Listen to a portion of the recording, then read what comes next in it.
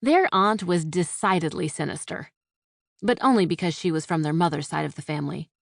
If she had been from their father's side of the family, she would have been decidedly Winterbottom. It had been a great trial for each of the Sinister-Winterbottom children to learn how to write their own names, something their usually thoughtful parents had neglected to think through.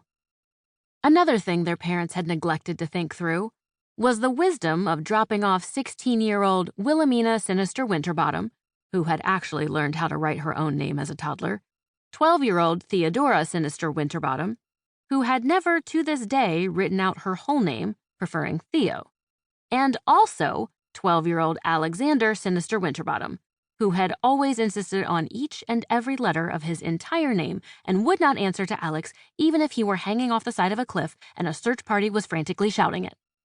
To spend the summer with their Aunt Saffronia Sinister, whom the children had never met, and who, by all appearances, had never encountered an actual human child before.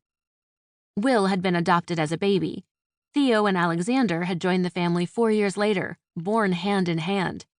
Sometimes, still, when they weren't paying attention or they were nervous or scared, they reached for each other's hands.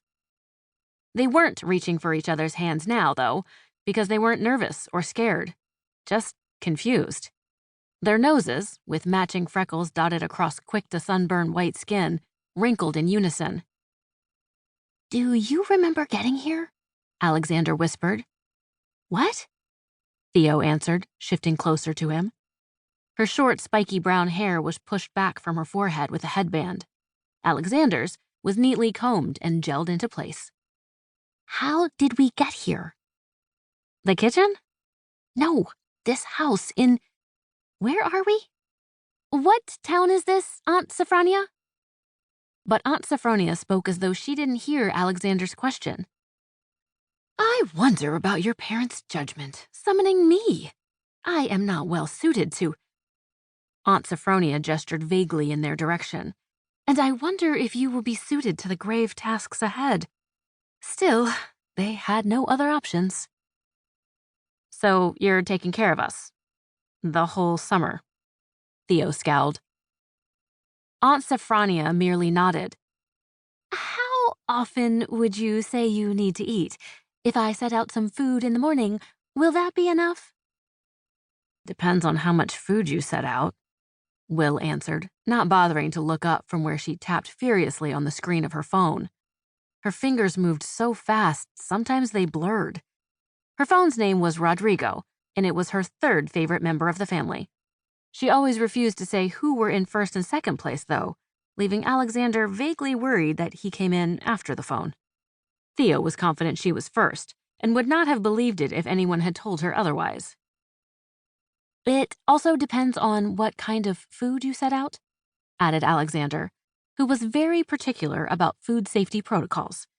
Images of sweating cartons of milk going sour made him feel as though he were breaking out in a cold sweat along with the milk. "Definitely not enough," said Theo. "We need to eat at least as often as you do." Aunt Saffronia pursed her colorless lips. This statement seemed to puzzle her even more than trying to calculate how to feed 3 children. "Yes, as often as I eat." Theo stomped past her and opened the fridge. It was empty. Apparently, the food in question was theoretical. And theoretical food was Theo's least favorite type. She even preferred beets over theoretical food, and all beets tasted like dirt. Alexander was distracted from the theoretical food by the non-theoretical kitchen. It looked like it had been transported directly from an old TV show. The floor was black and white tile, the walls a warm marigold color, the cabinets and counters white like the old-fashioned fridge. Had he not still been vaguely queasy just thinking about spoiled milk, he would have appreciated how well the kitchen matched his aunt. Aunt Saffronia looked a bit like she had been transported from another era as well. Her dress trailed on the floor, hiding her feet.